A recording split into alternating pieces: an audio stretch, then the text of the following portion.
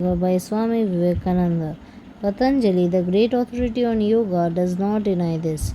The power of words. There are certain sacred words called mantras which have power when repeated under proper conditions to produce these extraordinary powers. We are living in the midst of such a mass of miracles day and night that we do not think anything of them. There is no limit to man's powers, the power of words, and the power of mind. Mortification. You will find that in every religion, mortifications and asceticisms have been practiced. In these religious conceptions, the Hindus always go to the extremes. You will find men standing with their hands up all their lives until their hands wither and die. Men sleep standing day and night until their feet swell, and if they live, their legs become so stiff in this position that they can no more bend them, but have to stand all their lives. I once saw a man who had raised his hands in this way, and I asked him how it felt when he did it first. He said it was awful torture. It was such torture that he had to go to a river and put himself in water, and that allayed the pain for a little. After a month, he did not suffer much. Through such practices, powers these can be attained. Concentration. The concentration is samadhi, and that is yoga proper. That is the principal theme of this science, and it is the highest means. The preceding ones are only secondary, and we cannot attain to the highest through them. Samadhi is the means through which we can gain anything and everything, mental, moral, or spiritual. The change into another species is by the filling in of nature. Patanjali has advanced the proposition that these powers come by first, sometimes by chemical means, or they may be got by mortification, and he has admitted that his body can be thought for any length of time, that this body can be kept for any length of time. Now he goes on to state what is the cause of the change of the body into another species, which he says is by the filling in of nature. In the next aphorism he will explain this.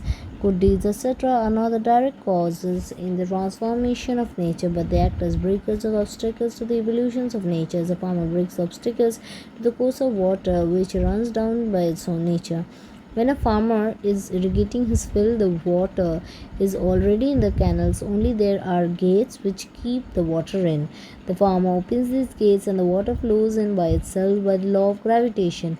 So all humans' progress and power are already in everything. His perfection is every man's nature, only it is barred in and prevented from taking its proper course. If anyone can take the bark off in Russia's nature, then the man attains the powers which are his already.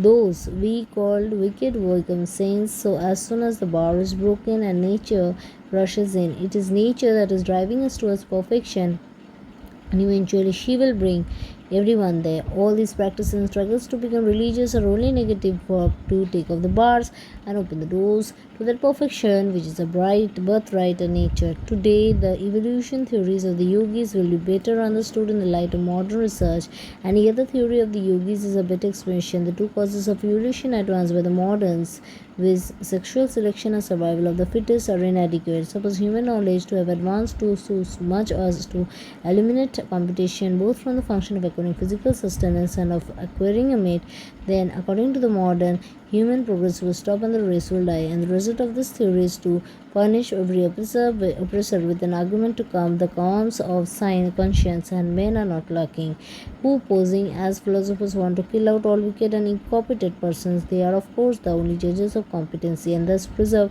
the human race. But the great ancient evolutionist Patanjali declares that the true secret of evolution is the manifestation of the perfection which is already in every being. That this perfection has been barred, and the infinite tide behind it is the struggling to express itself. The struggles and competitions are but the results of our ignorance, because we do not know the proper way to unlock the gate and let the water in. This infinite tide behind must express itself, and it is the cause of all manifestation, not competition for life or sex gratification, which are only momentary, unnecessary, extraneous efforts caused by ignorance. Even when all competition has ceased, this perfect nature behind will make us go forward until everyone has become perfect. Therefore, there is no reason to believe that competition is necessary to progress. If the animal The animal, the man was suppressed, but as soon as the door was opened, out rushed a man. So in man there is a potential God kept in by the locks and bars of ignorance. When knowledge breaks these bars, the God becomes manifest.